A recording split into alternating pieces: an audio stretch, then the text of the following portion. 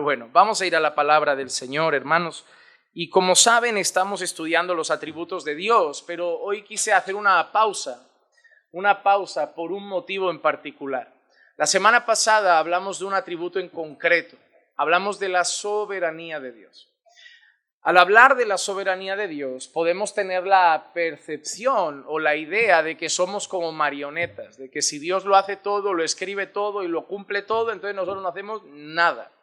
Suele pasar, cuando hablamos de soberanía, algunos se van a la otra punta, empiezan a hablar de algunos conceptos filosóficos como el determinismo y cosas parecidas, como si los seres humanos estuviéramos aquí por estar, porque al final ni pinchamos, ni cortamos, ni decidimos, ni hacemos nada.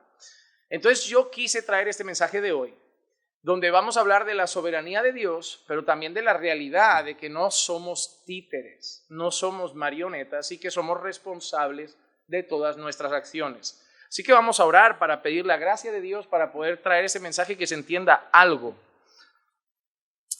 Señor, queremos pedir tu bendición ahora para tu palabra, pedir que nos ayudes a poder tener una mente concentrada en tu palabra, un corazón humilde para recibir tu palabra y que nos puedas ayudar por medio de tu Espíritu Santo, a pesar de nuestras limitaciones, a comprender estas verdades.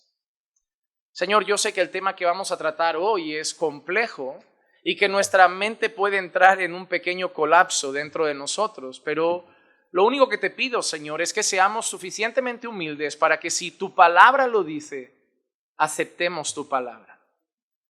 A pesar de que no entendamos algo, lo aceptemos si está escrito. Y tú nos ayudes, Señor, a que nuestro corazón se rinda ante ti. Porque es lo único que queremos, rendir nuestro corazón ante tu verdad. Ayúdanos en esta tarde, te lo pido, en el nombre de Jesús. Amén, amén y amén. Yo quiero empezar con una frase muy sencilla que va a enmarcar todo lo que voy a enseñar esta tarde. Y es la siguiente: Dios es soberano. Pero los hombres no son títeres sin acción voluntaria ni motivaciones personales. Quiero decir algo, y lo voy a decir con toda franqueza y con toda humildad. Este tema de hoy, la unión entre la soberanía de Dios y la responsabilidad del hombre, es un tema que creo que nadie absolutamente lo consigue y lo ha conseguido a lo largo de la historia explicar de tal manera que una persona diga, perfecto, lo entiendo, así es. Yo creo que no lo voy a conseguir yo. Y que hoy nos vamos a enfrentar a una de esas realidades, como algunas otras que encontramos en la Biblia y que lo único que vamos a poder hacer, si está en la Biblia, es decir amén. Hermanos amados, la Biblia es un libro inspirado por Dios. Cuando nosotros leemos los libros de los hombres, inspirados por los hombres, escritos por los hombres, conseguimos entender, porque entre nosotros somos igual de limitados, nuestras mentes son parecidas, nuestros corazones son parecidos. Pero me refiero al hecho en que cuando los hombres hablan de su manera de ver la vida, conseguimos decir, oh, lo comprendo, como hombre lo entiendo. Entiendo su manera de pensar, entiendo su manera de expresarse, entiendo su manera de ver las cosas. Pero cuando miramos la palabra de Dios, debemos entender que es un libro inspirado por Dios. No es una mente humana hablando. Sí, han habido hombres que han participado en su escritura, pero la mente que ha dado a conocer estas verdades es la mente de Dios. Sus pensamientos no son sus pensamientos. Sus pensamientos son mucho más altos y elevados que nuestros pensamientos. Y la realidad es que en la Escritura vamos a encontrar ciertas cosas que dirás, o sea, lo leo, pero no lo caso. Pero el problema entonces no está aquí, está en nosotros. Y que hay verdades que digo, Señor, no lo consigo explicar perfectamente, quizá no lo consigo casar perfectamente en mi mente, pero si está escrito, solo puedo decir amén. O sea, un día ya me darás luz, gracia y capacidad para comprenderlo, pero hoy simplemente lo acepto porque está aquí. Y hoy hablaremos de una de esas realidades, y es cómo juntamos que Dios haya ordenado todas las cosas con que nosotros somos responsables en todas esas cosas también. ¿Cómo juntamos que Dios diga, va a pasar esto, y que yo sea responsable de haber hecho lo que Dios dijo que iba a pasar y que yo haría? Porque esas dos cosas están en la Biblia. Y yo solo voy a hacer una cosa hoy, no intentar explicarlo a ver si lo entendemos, simplemente mostrar suficientes textos en la Escritura que en el mismo pasaje muestran las dos realidades, que Dios lo dijo y que los hombres hicieron. Las dos cosas. Así que simplemente vamos a leer la Biblia y vamos a ver que eso está escrito. Vamos a empezar con el primer sermón de Pedro. Acababa de descender el Espíritu Santo sobre los creyentes y Pedro, lleno del Espíritu Santo, lanza su primer sermón. Y entre las cosas que dice Pedro en ese sermón, que fue previo a la conversión de miles de personas que estaban allí, previo a lo que había sucedido por el poder de Dios, que era la conversión de una multitud, Pedro dice lo siguiente. Hechos capítulo 2, versículos 22 al 24. Varones israelitas, escuchad estas palabras.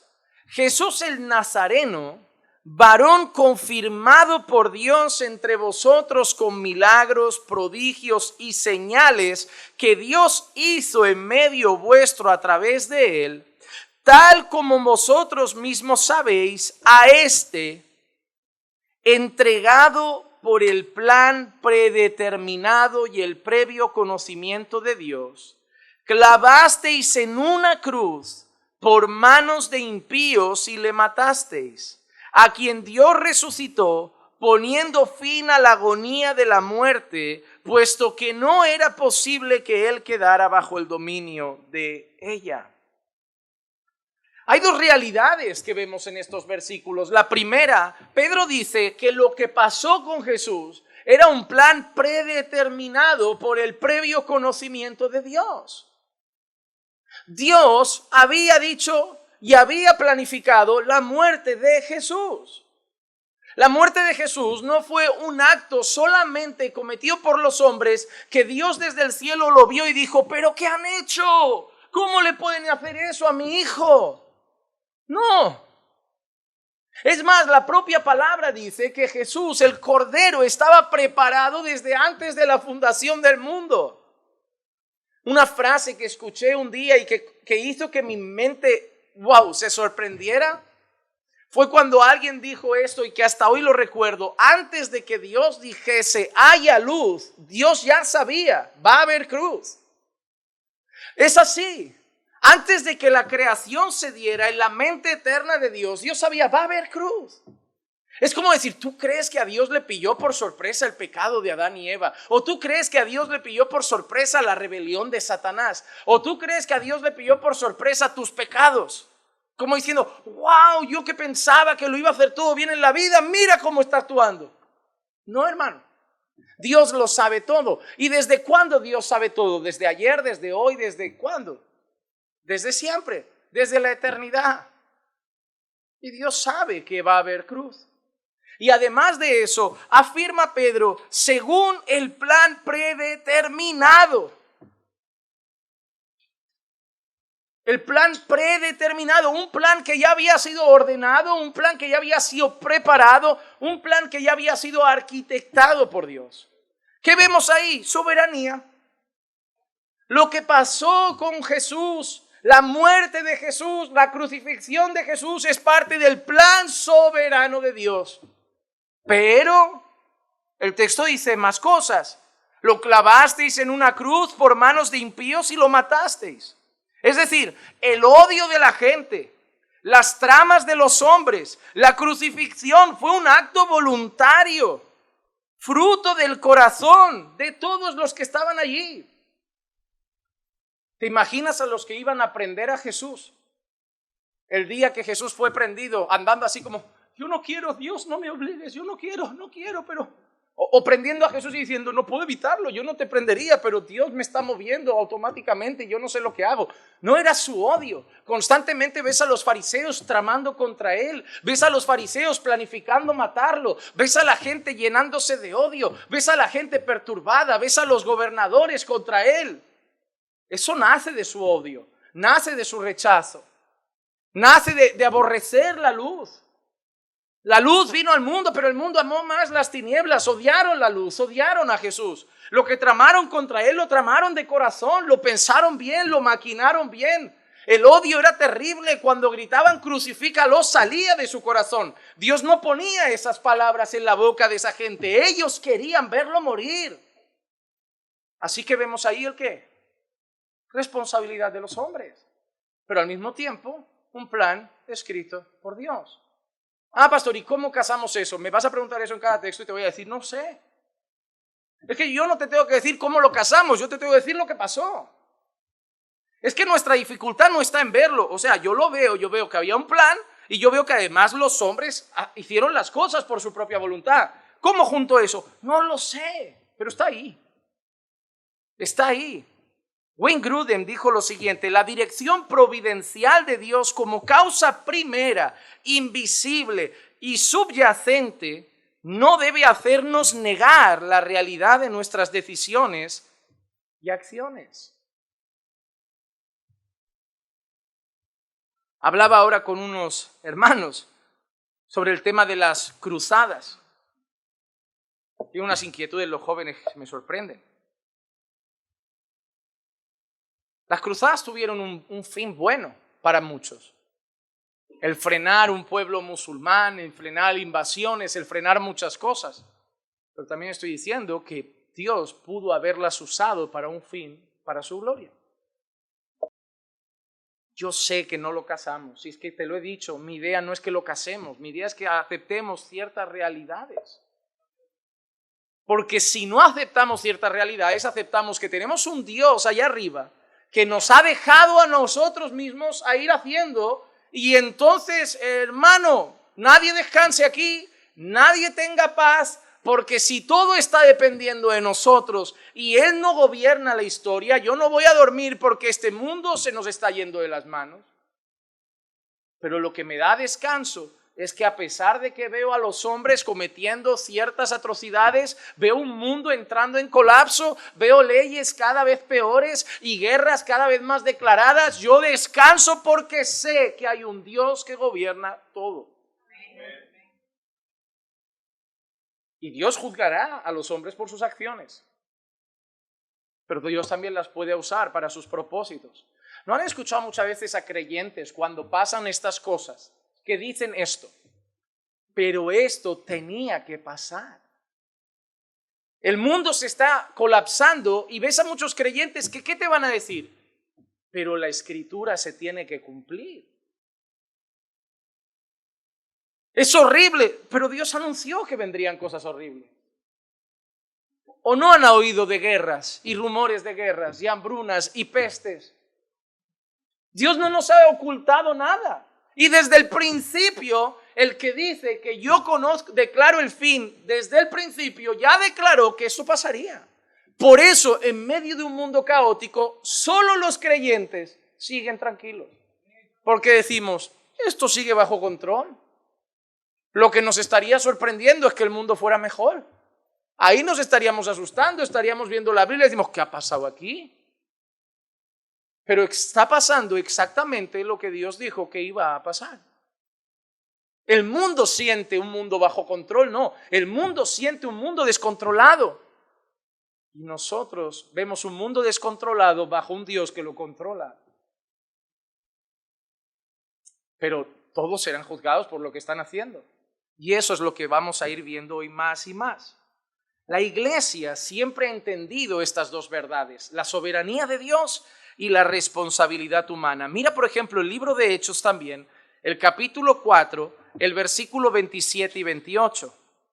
Libro de Hechos, capítulo 4, versículos 27 y 28, dice: porque en verdad en esta ciudad se unieron tanto Herodes como Poncio Pilato, juntamente con los gentiles y los pueblos de Israel, contra tu santo siervo Jesús, a quien tú ungiste. Mira el 28. Para hacer cuanto tu mano y tu propósito habían predestinado que sucediera. Ahora, mira el 27. Herodes, Poncio Pilato y los hombres se levantaron contra Jesús por su propio odio. Ellos odiaban a Jesús. Ellos iban contra él. Ellos querían acabar con su vida. El versículo 27 nos narra las decisiones de los hombres contra Jesús, las tramas de los hombres contra Jesús. Pero el versículo 28 dice que la mano de Dios ya había destinado este suceso. Otra vez igual. La iglesia nunca ha anunciado esas cosas por separado.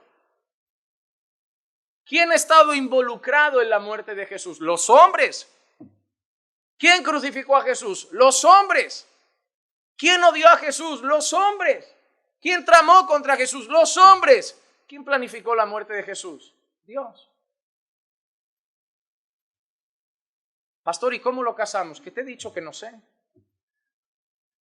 Es que no lo sé.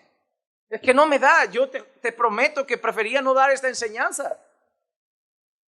Porque no hay nada más triste para un pastor o para alguien que enseña que sentir que no enseña con claridad. ¿Cuál es el deseo de todo aquel que enseña algo? Que el que se va salga con la lección aprendida. Pero hasta que te encuentras con un tema que tienes que enseñar y que siglos y siglos de historia, nadie lo ha casado perfectamente, pero lo hemos tenido que aceptar. Y voy a daros más ejemplos para que veamos esto. Vamos a ir al caso de José en Egipto. Vamos al Antiguo Testamento. De momento solo hemos hablado de Jesús y alguien podría pensar, bueno, eso es el caso de Jesús, la muerte de Jesús. Claro que está planificado, tenía que morir por nuestros pecados. Óyeme, pues vamos a ver el caso de José en Egipto. Génesis capítulo 45, versículos 4 al 9. Génesis capítulo 45, versículos 4 al 9. Y dice así: y José dijo a sus hermanos, acercaos ahora a mí. Y ellos se acercaron y él dijo, yo soy vuestro hermano José, a quien vosotros vendisteis a Egipto. Ahora pues, no os entristezcáis, ni os pese el haberme vendido aquí, pues para salvar vidas me envió Dios.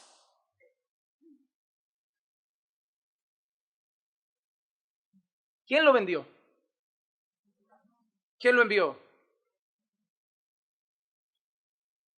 ¿Cómo iba a llegar si no lo vendían? En los planes de José estaba ir a Egipto, pero en los planes de Dios estaba que José fuera el primer ministro de Egipto.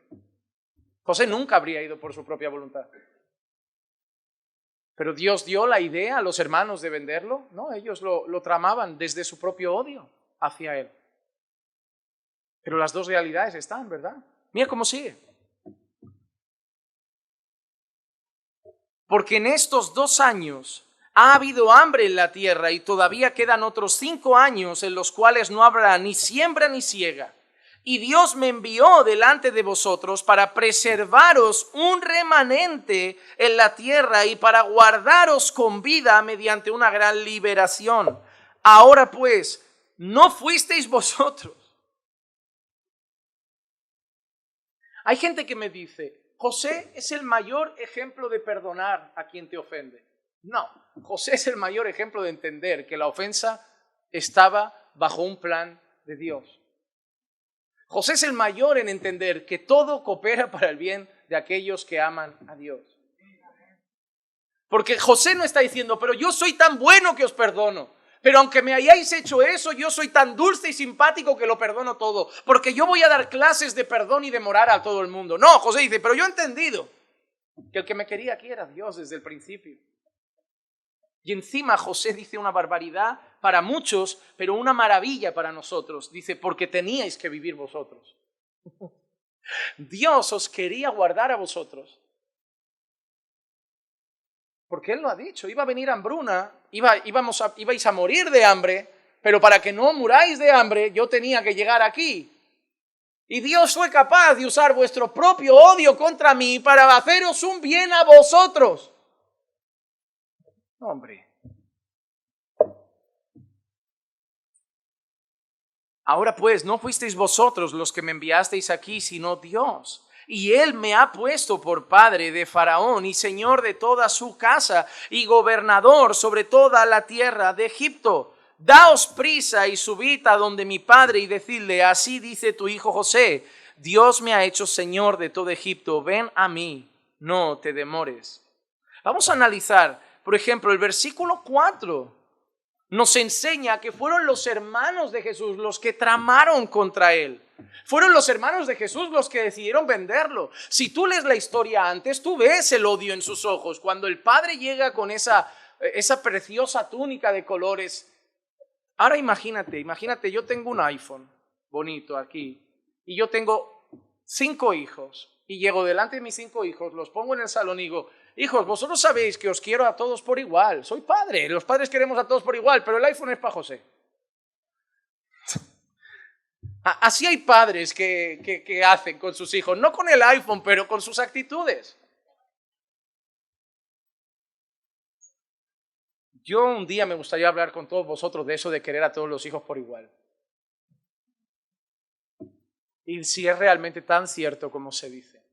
Yo entiendo que se quiere a todos los hijos, pero cada hijo es diferente. Hay hijos que te lo ponen muy difícil y tú dirás, lo amo igual que al... Pero hay uno que te hace sonreír más. Hay uno que cuando está cerca sus abrazos son diferentes. Hay uno que cuando llegas a casa esperas que llegue con sus abrazos. El otro, si no te abraza, tú vas a decir, no pasa nada, pero yo sé que es más frío, pero en el fondo te bastan con los del otro. No voy a meterme en familia porque hoy vamos a salir mal de aquí. Es un tema que habría que tratar a fondo. Pero hay una realidad, no fue Dios quien les mandó un plan. Mira, haced esto contra vuestro hermano porque él es el favorito y esto y aquello y aquello y aquello y aquello y aquello. No es así. No es así. Salió de ellos. Ellos tenían envidia, ellos se llenaron de odio. Cuando José le cuenta sus sueños, además se vuelven todavía más enfurecidos contra él. Es más, ellos deciden al principio incluso matarlo. No era el plan primero en su mente el venderlo. Era matarlo. Y lo tramaron bien. Pero el versículo 5 revela que Dios tenía un propósito de llevar a José a Egipto, que fue Dios quien llevó a José a Egipto. El versículo 7 dice que Dios lo lleva con un buen fin, con el fin de preservar vidas. Dios quería salvar vidas. Y para salvar vidas necesitaba a José en Egipto.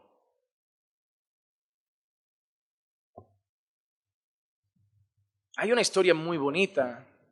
La película tiene escenas bastante grotescas, pero la historia es bonita. No sé si han visto en el pasado o han oído hablar de la lista de Schindler.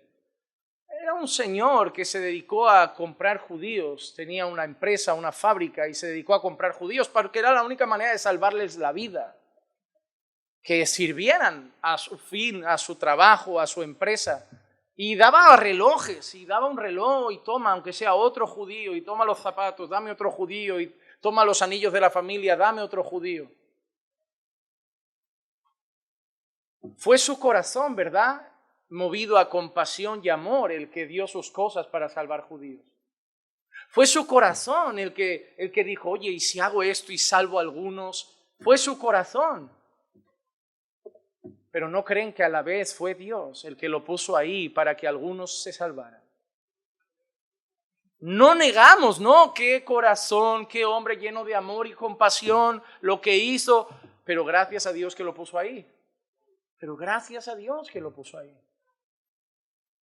Están las dos cosas, está la responsabilidad de ese hombre que tomó sus propias decisiones y quizá el propósito de Dios de salvar esas vidas. Seguro que vidas que un día daban las gracias a ese hombre cuando murió, pero al mismo tiempo miraban al cielo y daban las gracias a Dios por haber puesto a ese hombre en su camino. Fue tu jefe, ¿verdad?, el que te contrató. ¿Qué vería en ti, no? Habían otros candidatos, otras personas, pero él te dio el trabajo. Él no es una marioneta que sin voluntad decidió, no, yo no quiero contratarlo, pero hay algo que me obliga. Y tú debes estar agradecido a él porque lo ha hecho. y honrarlo porque es tu jefe, pero das gracias a Dios que te abrió la puerta. Las dos cosas, ¿verdad? No separamos las cosas. Cuando en un momento de necesidad un hermano te dice, hermano, toma una cesta de comida. Tú abrazas al hermano y dices, gracias por tener compasión de mí. Y cuando cierras la puerta, miras al cielo y dices, gracias por enviar al hermano. Y cuando cuentas el testimonio, haces las dos cosas. Porque de verdad hay hermanos generosos, hay hermanos que aman, hay hermanos que cuidan. Y al mismo tiempo, y Dios que los usa para que nunca nos falte nada. Yo doy gracias por todas las personas que con generosidad están dando su trabajo o están dando recursos para seguir adelante con la obra de la nave. Y luego miro al cielo y digo, gracias por tocar sus corazones para hacerlo. Yo doy gracias a Dios, pero también sé ser agradecido por los hombres porque no los considero marionetas. Yo doy gracias en las dos direcciones. En las dos direcciones. Eso es lo que José está enseñando. Fue José el que dijo también que Dios lo puso por padre de Faraón. Pero, ¿quién eligió poner ahí a José? Fue Faraón. Fue Faraón el que dijo, mira, es el mejor, es la mejor opción, hay que poner ahí a José. Pero José es consciente de que la mano de Dios está ahí. El que toma la decisión es Faraón. El que escoge a José es Faraón. Pero José también sabe que Dios lo puso en ese lugar. Y como dice en el versículo 9, que Dios lo hizo Señor sobre todo Egipto. Pero como he dicho, ¿quién toma la decisión de poner a José allí? Pero mira lo que dice Génesis 41, versículo 41. Unos capítulos antes, mira que leemos. Faraón dijo también a José, mira, te he puesto sobre toda la tierra. Te he puesto, ¿quién? Yo. Yo te he puesto sobre toda la tierra. ¿Quién da los cargos en la iglesia? ¿Dios o los hombres? ¿Dios o los hombres?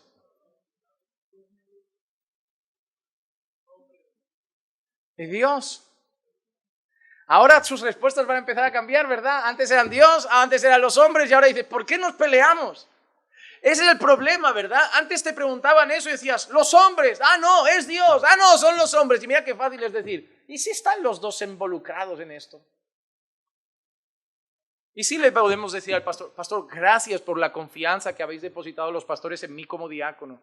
Y llegar a casa, Señor, gracias por esta honra.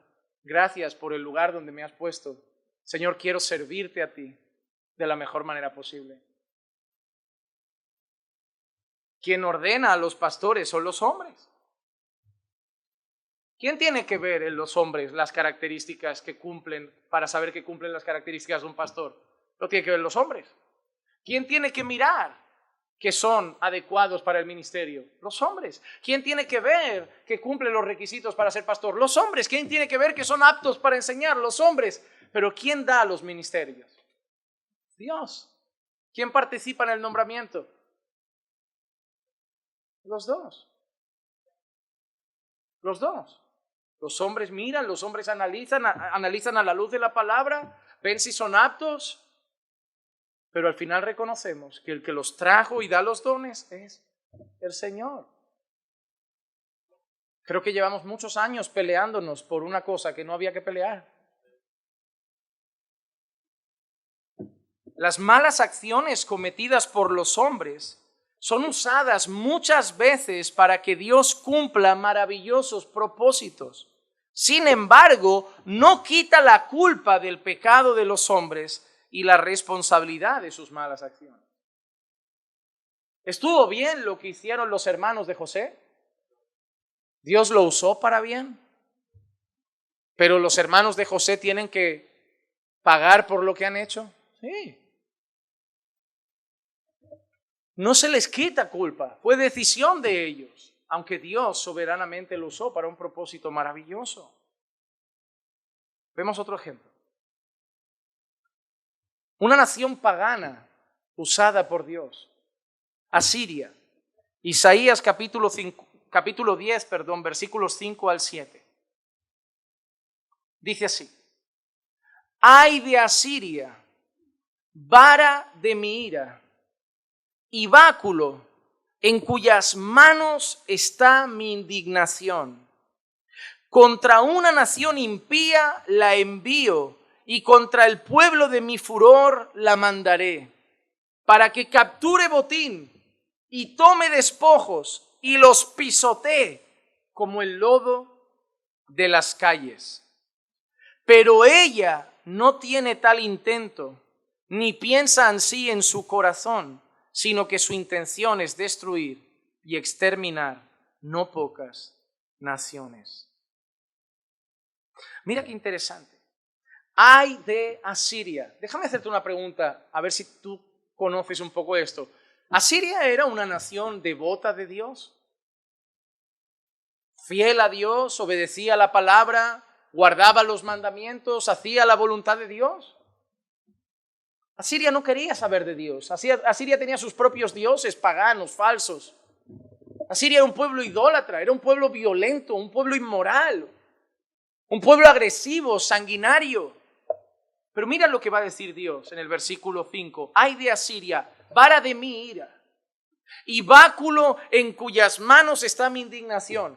Ahora, Dios va a llamar a Asiria su vara, y Dios va a llamar a Asiria su báculo. Y Dios está diciendo que va a usar a Asiria porque Él está indignado, y va a usar una nación pagana, una nación que lo odia, una nación que lo aborrece, una nación que no quiere nada con Dios, pero Dios dice, pero van a servir para mis propósitos.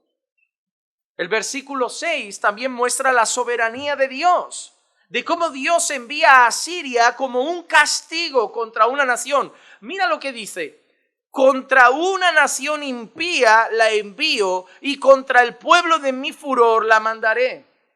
¿Contra quién mandó Dios a Asiria? Contra el que teóricamente era pueblo de Dios, contra el que teóricamente Dios tenía que guardar y proteger, pero que ahora mismo define como un pueblo impío y pecador. Pero mira que dice: para que capture botín, para que tome despojos y para que pisotee y los pisotee como lodo en las calles. Dios ha dicho esto: contra una nación impía yo los voy a enviar, y contra el pueblo de mi furor yo los voy a mandar. Dios no está quitando su participación en esto, Dios nunca se ha escondido. ¿Sabes la diferencia entre Dios y los políticos? Que Dios va de frente. Los políticos hacen cosas y no dan la cara. Los hombres hacen cosas y se esconden. Dios nunca ha escondido nada. Yo voy a castigar a ese pueblo, yo voy a destruir esa nación. Él no se esconde. Él es tan justo, santo, bueno y perfecto que sabe que todo lo que hace es justo y no tiene que esconderse. Solo se esconde el que cree que lo que ha hecho no está bien. Yo puedo hacer algo que a vosotros no os parezca bien, pero no me esconderé si yo sé que está bien. Si yo sé que está bien, mi conciencia está tranquila y no importa si todos vosotros estáis indignados contra mí, porque si yo sé que lo que hice es lo correcto, vuestra indignación no es mi mayor preocupación. Los políticos hacen todo a escondidas, los hombres hacen todo a escondidas porque sabemos que no es correcto. Todos los males que hacemos, la mayoría los hacemos a escondidas, a oscuras, por la noche, en secreto, en el WhatsApp, sin que nadie lo vea. Porque sabemos que esta conversación de WhatsApp, si la tuviera entre hermanos y me escucharan, no les gustaría ni les parecería bien. Que lo que voy a hacer esta noche con esta muchacha, si lo hiciera delante de la iglesia, no estaría bien. Por eso es a solas, a escondidas en lo secreto, que nosotros hacemos las cosas. Dios no. Dios todo lo que hace es tan justo, bueno y perfecto, que todo te lo escribe. Yo los he enviado y yo voy a hacer que vayan y pisoteen y que tomen botín y tomen despojos. No se esconde. No se esconde. No hay nada mejor que tener un Dios que va de frente. Así que ahí vemos la soberanía de Dios sobre incluso un pueblo pagano, sobre incluso una nación que no busca a Dios, no ora a Dios, no quiere a Dios, no ama a Dios, y Dios puede usar cualquier nación. Deja de pensar que Dios solo usa creyentes, porque Dios puede usar a cualquier persona. Dios movió el corazón de los egipcios para enriquecer a su pueblo. Dios ha usado naciones paganas para cumplir sus propósitos, como es este caso. Pero mira lo que dice ahora el versículo 7. Pero ella no tiene tal intento, ni piensa así en su corazón. Pobrecitos los asirios, ¿verdad?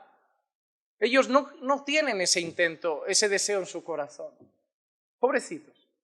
Que Dios está diciendo algo, yo voy a enviar a Siria a castigar a un pueblo. Los van a despojar, se van a quedar con todo, los van a pisotear, los van a invadir, los van a llevar esclavizados, pero ¿sabéis qué? Asiria ni pensaba en hacerlo.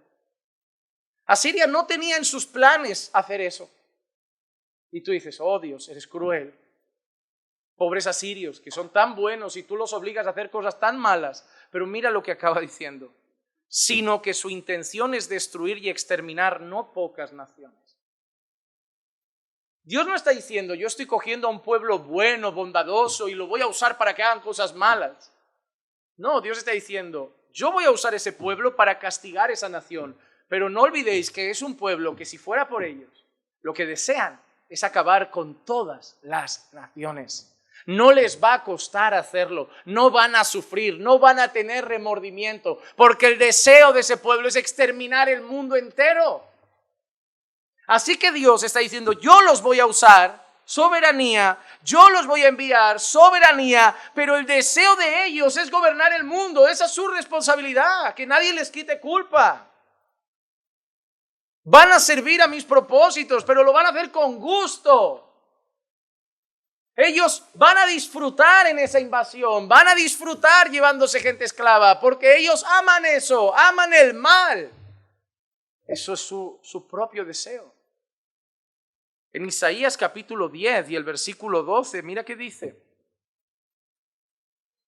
Y sucederá que cuando el Señor haya terminado su obra en el monte Sión y en Jerusalén, dirá, ¿quién va a terminar la obra? Es su obra, es su plan, es su decisión, su soberana voluntad. Pero ¿qué va a decir después? Ahora voy a castigar el fruto del corazón orgulloso del rey de Asiria y la ostentación de su altivez. Yo los voy a llevar, yo los voy a usar. Yo los voy a usar para castigar a una nación, para llevarla esclavizada, y cuando acaben de hacer lo que yo quiero, los voy a castigar, porque son tremendamente orgullosos y malvados. Que nadie piense que he tomado un corazón dulce y lo he vuelto malo para cumplir mis propósitos. He castigado con un pueblo que ya era malo a otro pueblo malo también. Y al final ellos serán juzgados por sus propias inclinaciones, por los propios deseos de su corazón. El rey de Asiria es orgulloso, es altivo, es malvado, y cuando acabe de servirme lo voy a condenar. Ah, pastor, esa condenación no es justa, pero si te acaba de decir que ya lo tiene que condenar porque él quiere exterminar el mundo entero. Solamente que ese corazón que desea exterminar el mundo entero, Dios lo va a usar para tratar con su pueblo un tiempo. ¿Con qué propósito? Con que el pueblo vuelva a Él. Con que el pueblo se arrepienta. Con que el pueblo se rinda. Con que el pueblo busque al Señor nuevamente. ¿Crees que si Dios los deja, no puede dejar que Asiria los mate por completo? Claro que sí, pero Dios no lo permitió. El versículo 15 de Isaías 10 sigue diciendo, ¿ha de enaltecerse el hacha sobre el que corta con ella? ¿Quién es el hacha? Asiria. ¿Quién es el que corta? Dios. ¿Ha de engrandecerse la sierra sobre el que la maneja? Como si un báculo manejara a los que lo levantan, como si una vara levantara al que no es madera. Nuevamente Dios nos está mostrando que Asiria ha sido un instrumento. Mira lo que acaba diciendo Dios: Asiria ha sido mi hacha, Asiria ha sido mi sierra. Pero son responsables de todos sus actos porque están llenos de maldad y odio. Su propio corazón quiere matar. No les ha costado cumplir mis objetivos. No les ha costado hacer mi voluntad. Dios utiliza en esta escena a pecadores, pero no es el motivador de sus pecados, sino que el propio corazón orgulloso y altivo del rey de Asiria y la nación los movía a destruir multitud de naciones por su propio deseo. Así que no culpes a Dios de tus acciones. Como si Dios te llevase a ver ese vídeo, como si Dios te llevase a la inmoralidad, como si... No, hermano, no culpes a Dios de los deseos de tu propio corazón. Pero da gracias a Dios que de una vida de pecado ha sacado algo fructífero. Pero hasta hoy algunos estamos pagando las consecuencias de nuestras acciones, no de las de Dios, de las nuestras. Y al mismo tiempo dando gracias de que hasta han servido para enseñarnos cosas que hoy podemos usar para que otros no cometan las mismas. ¿Has pensado alguna vez por qué Dios no te salvó antes? ¿Por qué permitió que a lo mejor pasases por algo traumático? ¿Cuánta gente va a llegar hoy con esa situación? Queriendo saltar por una ventana y tú le vas a decir, no, de ahí se sale. Porque cuando yo estaba así, Dios llegó. Y podías haber pensado, ¿por qué no llegó un año antes de que me pasase eso? Porque al final fue Él quien llegó. Podía haber llegado antes. Podía haberme ahorrado unos añitos de desastre, de pecado, de malas decisiones. Las malas decisiones son mías, no las hizo Dios. Mis pecados son míos. Pero hoy me sirven para enseñar a mucha gente. ¿El cómo casa eso? No lo sé. Pero yo sé que Dios lo hizo todo perfecto. Y yo llegué a Él, o más bien, Él llegó a mí cuando Él quiso llegar, en el momento que Él sabía que tenía que llegar. Y que ahora puedo decirle a personas, no lo hagas porque yo sé que si lo haces, y se lo sé, es lo peor que te va a pasar. Me hubiera encantado que Dios no me permitiera experimentarlo, sí, pero ya que Dios ha permitido que lo viva, déjame que lo use para un buen propósito, enseñarte que ese no es el camino. Vamos a ver otro hecho parecido. El endurecimiento de Faraón es otro caso muy similar. Éxodo capítulo 4, versículos 21 al 23 dice, y el Señor dijo a Moisés, cuando vuelvas a Egipto, mira que hagas delante de Faraón todas las maravillas que he puesto en tu mano, pero yo endureceré su corazón, de modo que no dejará ir a mi pueblo. Entonces dirás a Faraón, así dice el Señor, Israel es mi hijo, mi primogénito. Y te he dicho, deja ir a mi pueblo para que me sirva, pero te has negado a dejarlo ir. Y aquí mataré a tu hijo, a tu primogénito. Dios le dice a Moisés que vaya a sacar al pueblo de Egipto, pero el mismo Dios le dice, pero no vas a salir rápido, porque yo voy a endurecer el corazón de Faraón para que no os deje ir. Y cuando hables con él le vas a decir esto. Y él te va a contestar esto. Y tú entonces le dirás, tú no has dejado ir a mi hijo, por eso voy a matar a tu primogénito. O sea, Dios le dice a Moisés todo lo que va a pasar, el diálogo. Moisés no llegó delante de Faraón, deja ir a mi pueblo. No, qué sorpresa, pensaba que lo harías. No, ya me han dicho por aquí que no lo vas a hacer. Pero la decisión de no dejar ir no fue de Dios, fue de Faraón. Faraón, no creas que era un hombre dulce. Moisés, ¿qué quieres? Que dejes ir a los esclavos, que dejes ir a aquellos que te construyen todo gratuitamente a golpe de látigo. Claro, claro, si yo lo que me quiero más en la vida es que mis esclavos sean libres y felices, llévatelos. Pero yo querría que te los llevaras, Moisés, yo querría que fueran felices, pero Dios no me deja. No, el propio corazón de Faraón estaba lleno de odio. El propio corazón de Faraón no quería perder a sus esclavos. Dios participa, sí, yo endureceré el corazón de Faraón. Faraón participa, sí, yo no dejaré ir al pueblo. Las dos cosas.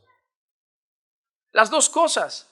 El versículo 12 de Éxodo 9 dice, y el Señor endureció el corazón de Faraón y no los escuchó, tal como el Señor había dicho a Moisés. Ahí vuelve a pasar otra escena y Dios vuelve a decir algo a través de Moisés.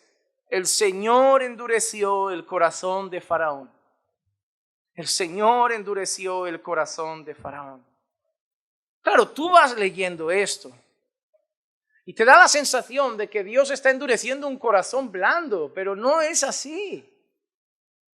Hay algunas personas que pueden llegar a pensar algo absurdo y es que Faraón era un buen hombre con un corazón blandito y Dios lo volvió un ogro. No, Faraón ya tenía un corazón duro, solo que Dios lo endureció más. Dios no volvió el corazón blando de Faraón duro. Dios volvió el corazón duro de Faraón todavía más duro. Faraón nunca tuvo un corazón blando. Faraón nunca era el amigo de los esclavos, simpático jefe. Un hombre lleno de odio, enaltecido por su poder. Solo que Dios lo encendió todavía más, para luego mostrar mayor su gloria. Versículos 16 y 17 dice, pero en verdad por esta razón te he permitido permanecer, para mostrarte mi poder y para proclamar mi nombre por toda la tierra. Mira lo que dice Dios a Faraón. Te he permitido permanecer. Si estás ahí todavía, Faraón, es porque yo quiero. Déjame hacerte una pregunta y no sé si lo vas a entender, pero si Dios quiere que le dé un infarto a Faraón esa mañana y no haya más esclavos, es fácil. Es más, si Dios quiere que me dé un infarto ahora y deje de cansaros con este mensaje, es fácil. Dios os lo podría ahorrar, pero no quiere ahorrártelo, quiere que sigas aprendiendo. Por un lado está mi responsabilidad, que quiero seguir enseñándote, y por otro lado está la soberana voluntad de Dios, que quiere que siga enseñándote. Aquí ha cuadrado las dos cosas. Pero si tú no escuchas, hermano, también es tu responsabilidad. Dios permitió a Faraón permanecer ahí, tenía un propósito: mostrar su poder. Faraón, cuando estés con toda tu rabia diciendo, voy a acabar con toda esta gente, cuando saques todo tu arsenal, todo tu ejército, todos tus carros, todos tus caballos, ahí el mundo va a saber que hay alguien más grande que tú, pero te necesito enfadado. Te necesito lleno de rabia, sacando todo el ejército, todos los tanques de aquel tiempo, para demostrar que ni el ejército más grande de ese mundo, ni el gobernador más poderoso de ese tiempo se compara ni un poquito a aquel que gobierna el mundo, al Dios Todopoderoso. Pero mira lo que dice el versículo 17. Y todavía te enalteces contra mi pueblo, no dejándolos ir. Por un lado, Dios dice, yo te he permitido seguir ahí, yo endureceré el corazón de Faraón, pero ahora también Dios culpa a Faraón y dice, ¿qué? Pero tú te estás enalteciendo. No le quita culpa a Faraón, porque Faraón ya es un hombre soberbio, ya es un hombre arrogante, ya es un hombre así. Solo que Dios usó la maldad de Faraón para demostrar su gloria. Llegamos entonces a nuestra salvación. ¿A cuántos pecadores llama Jesús a ir a Él? ¿A cuántos? ¿A cuántos llamamos cada día que vayan a Jesús? A todo el mundo. En Mateo 11:28 dice, venid a mí todos los que estáis cansados y cargados, y yo os haré descansar. ¿A quién le dice esto? A todos. A todos. ¿Sí o no? Yo no creo que el grupo de evangelismo salga a la calle a compartir el evangelio y diga, tú no eres digno, tú no eres digno, tú no eres digno. No, compartís el evangelio con toda criatura. El llamado de Jesús es a todos los hombres. El evangelio es una oferta a todos los hombres. Venid a mí, todos los que estáis cansados y trabajados, y yo os haré descansar. Los hombres son responsables de obedecer el llamado de Jesús. Son los hombres los que lo rechazan, no es Jesús que se autorrechaza. Los hombres no quieren a Jesús. Jesús llama a los hombres y los hombres no lo quieren. Jesús llama a parientes nuestros, a familiares nuestros, los llamamos todo el tiempo, pero no quieren ellos. ¿O acaso tú ves a tus familiares, a tus hijos, a tus padres negando a Jesús así? Hijo, yo querría, pero Dios no quiere que vaya. No quieren a Dios. No quieren cambiar de vida. Quieren seguir con sus pecados. No pueden culpar a Dios diciendo, la culpa es tuya. No, yo no quiero. Yo creo en Dios a mi manera. Yo soy creyente, pero no religioso. Yo creo en Dios, pero no creo en la iglesia. Yo creo en Dios, pero no creo en la Biblia. Yo tengo fe de que hay algo. O yo no creo en nada. Yo creo que me voy a morir y por eso prefiero vivir como me da la gana, porque al final todos se nos van a comer los gusanos y ahí se acaba todo. Yo no veo marionetas que Dios fuerza a rechazarle. Veo gente que no quiere a Dios y quiere seguir pecando. Todos los hombres son responsables de responder diciendo sí a Dios, pero los hombres no quieren. Hermano, nadie les quita culpa a los hombres. Por eso tú te tienes que arrepentir de tus pecados. Tú tienes que poner tu fe en el Señor Jesucristo. Tú tienes que creer el mensaje del Evangelio. Tú tienes que abandonar tu maldad. Tú tienes que hacerlo. Y si no lo haces es tu culpa, es tu decisión. Pero Juan 6:44 dice, nadie puede venir a mí si no lo trae el Padre que me envió, y yo lo resucitaré en el día final. Ahora, ¿qué hacemos? ¿Con qué versículo te quedas? ¿De qué equipo eres? ¿Cuál quieres? ¿El de que vengan todos o el de nadie puede venir si el Padre no lo trae? ¿Cuál quieres? ¿Cuál te gusta más? ¿Jugamos a esto? Yo prefiero este, yo prefiero aquel. Pero es que están los dos, ¿qué vas a hacer? ¿Qué vas a hacer?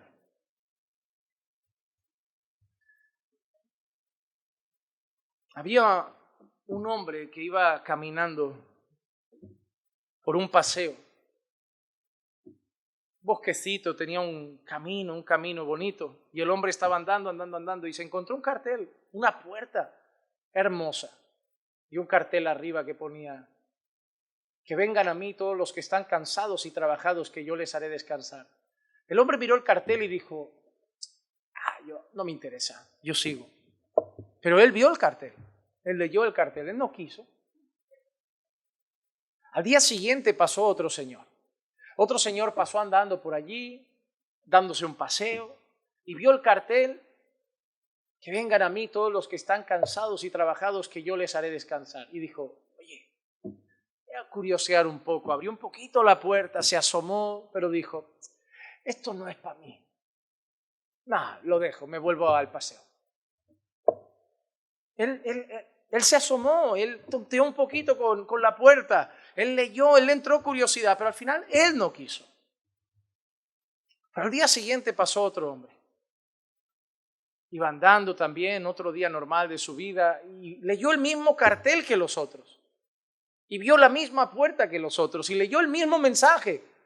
Que vengan a mí todos los que están cansados y trabajados, que yo les haré descansar. Pero ese hombre dijo, yo necesito ese descanso.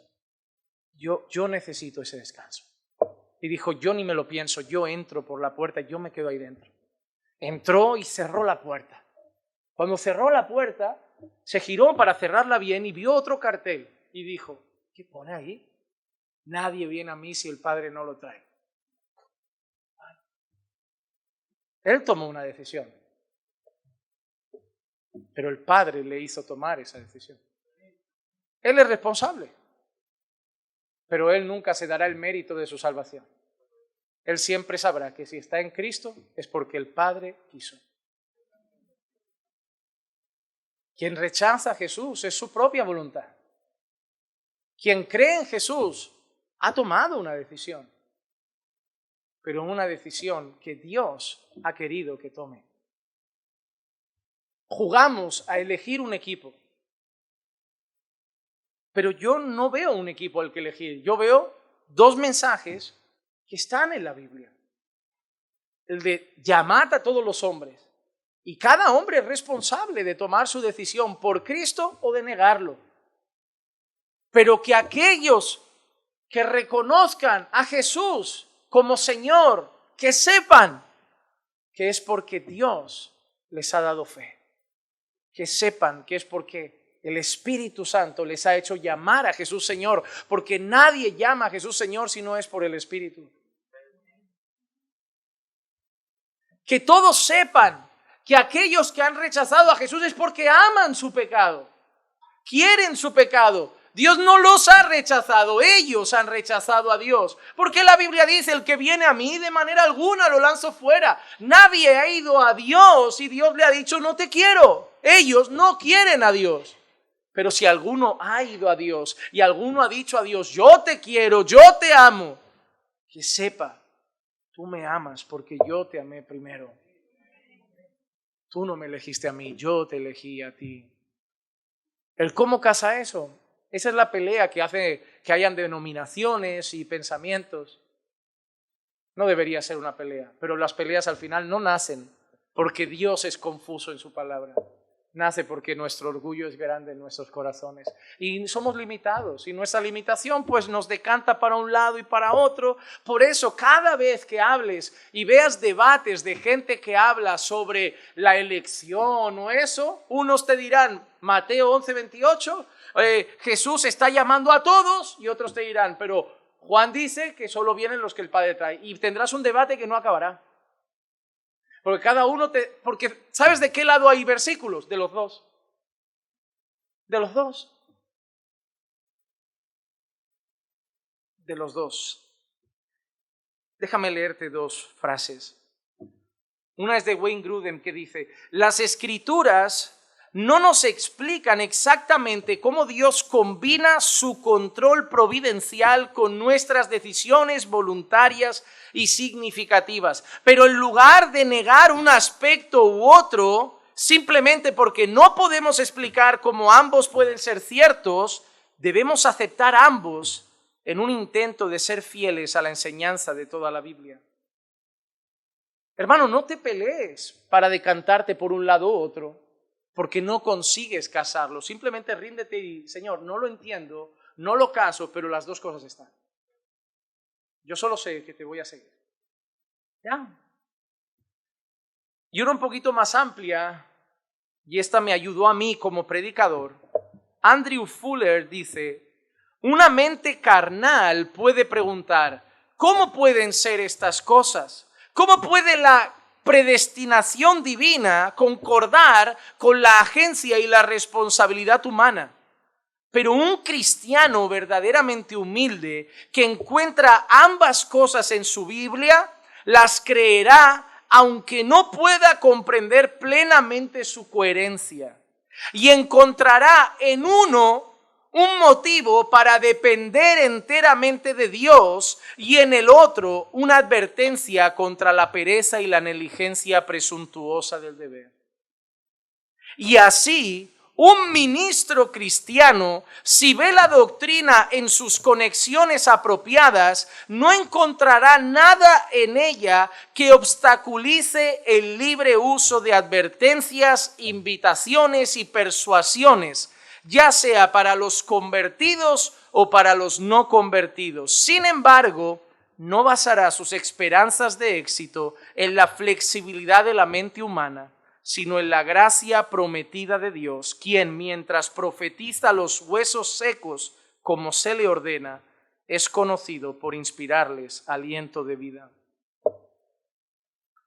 tú ve y profetiza, pero solo yo puedo dar vida. Si yo como predicador tengo un texto que dice, guárdate, yo te voy a decir, guárdate como si dependiera la vida de ello. Pero si tengo al otro lado el día de mañana otro texto que dice, confía que Dios te guarda, te voy a decir, confía que Dios te guarda. Yo no puedo tener que siempre elegir los dos bandos. Yo solo tengo que predicar el que me toque cada día. Y habrá días que saldrás de aquí diciendo, Señor, gracias por guardarme. Y saldrás de aquí otros días diciendo, Señor, me tengo que guardar. Porque las dos cosas están en la Biblia. Por eso termino con este llamado para todos los creyentes que tanto conocemos en Filipenses capítulo 2, versículos 12 y 13. Así que, amados míos, tal como siempre habéis obedecido, no solo en mi presencia, sino ahora mucho más en mi ausencia, ocupaos en vuestra salvación con temor y temblor. ¿Sabes qué te digo, amado hermano? Vive en santidad. Guárdate del pecado, lucha contra la carne, cuida la salvación que Dios te dio como si dependiera de ti. Ora, ayuna, no caigas en la pereza, no te sientes en una hamaca esperando que la santidad venga sola. Búscala, disciplínate para la piedad.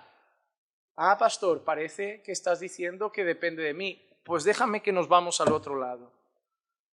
Porque Dios es quien obra en vosotros, tanto el querer como el hacer, para su beneplácito. Yo no te voy a decir solo la mitad, te voy a decir esfuérzate, ora, ayuna, vive en santidad, conságrate, batalla con tu carne. Y cuando venzas este día el pecado, mira al cielo y da gracias, porque el que te hizo orar es Él, el que te dio fuerzas es Él.